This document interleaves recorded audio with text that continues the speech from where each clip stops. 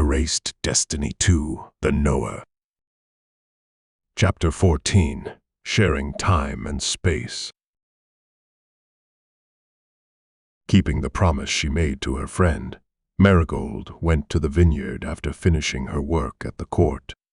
Jargon saw the girl walking down the street through the window of the architect's studio.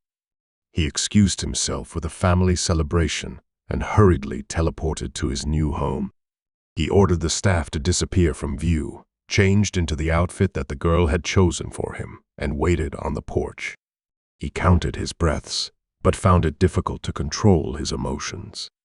Even from a distance, he could hear the clattering of the landing, preceded by the whistling of wings. Jargon tried to adopt a relatively neutral pose. He felt every beat of his heart, every passing second. Hi, I hope I'm not disturbing you? Of course not. I'm very happy to see you. My, you're dressed up. Are you going to the ball? I'd love to dance. Nathan had promised not to interfere during Marigold's meetings with Jargon, and he intended to keep his word, but this time the boy asked him for support. One amused look from his friend was enough to make Jargon lose his head. Panic clouded his thoughts and prevented him from giving any answer. If you wish, I will organize a proper party here. There's enough space, the weather is favorable, so how about dancing in the open air? I hope I won't be the only one invited. I wouldn't want you to think that I'm paying attention to anyone but you. Stop flirting already. I'm sure that if you talk like that, you'll catch the attention of some nice lady. But not me. Nathan pretended to be saddened by this statement, but quickly smiled again. You hurt me by suspecting that I don't remember your objections. I had no intention of flirting with you. I just wanted to please you, that's all. Finally, I have the opportunity to repay you for getting me out of the house. Thanks to you, I experienced something, saw something more than walls of my house. This time it was Marigold who was confused. Jargon took her by surprise, just like in Tiredom. To change the subject, she asked. Did you sign up for the Scouts? No, come on. I worked in the harbor during the winter. While living in the inn, I met a retired spy who taught me a few tricks in exchange for bottles of booze. Would you show me the vineyard? With pleasure. Come on in. He offered Marigold his arm, and she took it.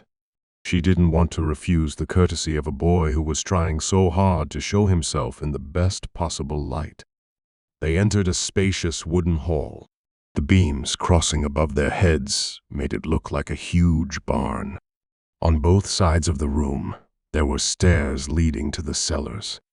And further on, probably the living quarters. Quite a big house. Smaller than my parents' residence. Spacious and airy, that's why it may seem that way. He continued to present the winery, and Marigold pretended to be interested. The supposedly small building could easily accommodate Abella and Raglan's house, as well as Etienne's apartment, and even both of them at the same time. I see you've listened. Can I try it out? Marigold pointing to the large bed in her friend's bedroom. Without waiting for permission, she jumped on the soft mattress. Perfect. Where did you buy it? Take it, if you like it. It's hardly been used. It's way too soft for me, so I'm sleeping on the floor for now. You? On the floor? No way. I've seen how you grimaced when you had to sleep on the boxes Etien made in Tiredom. Shall we go outside? She flew out of the window, and Jargon followed her on icy wings. Before he could suggest anything, Marigold lay down on the grass, clasped her hands behind her head, and closed her eyes. She soaked up the rays of the autumn sun and enjoyed the free afternoon. She tried not to think about the theft of the stones that awaited her, about the visit to the palace, which could have ended in Etien being exposed and both of them locked up. I have a request for you. I wanted to get to know more girls, but whenever I approached one, I couldn't speak a word. I thought I could. You know. Practice. The only thing I learned in etiquette class was the 11 types of spoons. What do people talk about on a date?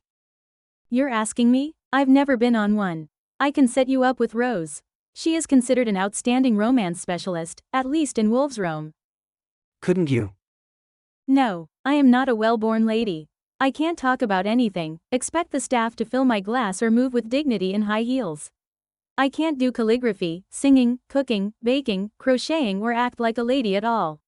I've worked all my life. I didn't attend any lessons.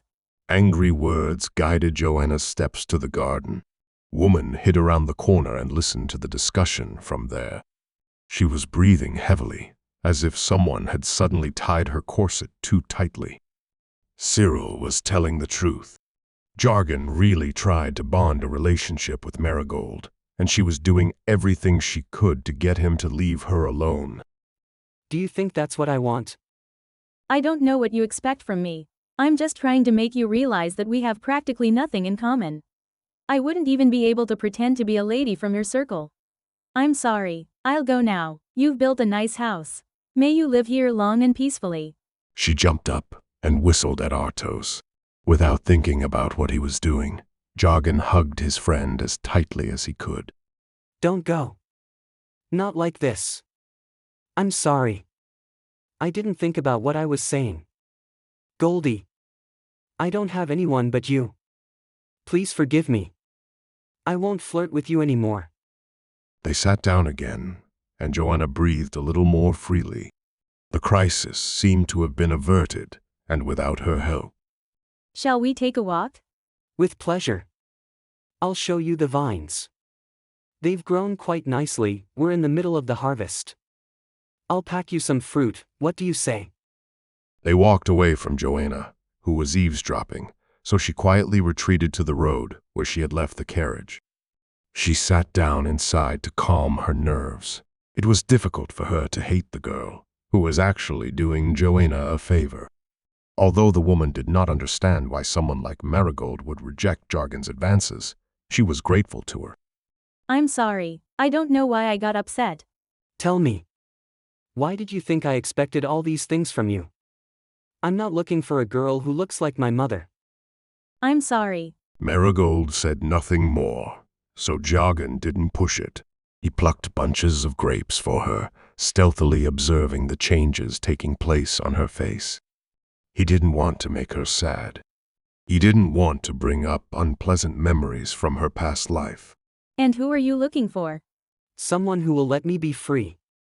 I don't want to live in a pretty cage, tied down by daily chores and rituals. I want to see something. Experience something. With a girl who will understand me. Who will give me affection and in return accept my help and care. Who would have thought? You know, you'll have a hard time finding a maiden like that in Sintra. More likely in the palace. A little confidence, a nice conversation, and you'll have a companion. I didn't think our preferences were actually similar. Maybe, we could talk about it again.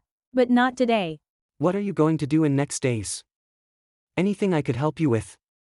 Marigold shook her head, as if to say, "You won't understand anyway." This time, Jargon and Nathan didn't give up. They asked the question again.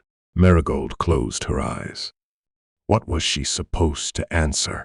Etien plans to find Noemi. Prevent a civil war. Return to the palace. Recover her body. It is quite likely that the first of these actions will take our lives. Possibly the second. And before that, I intend to enjoy my life.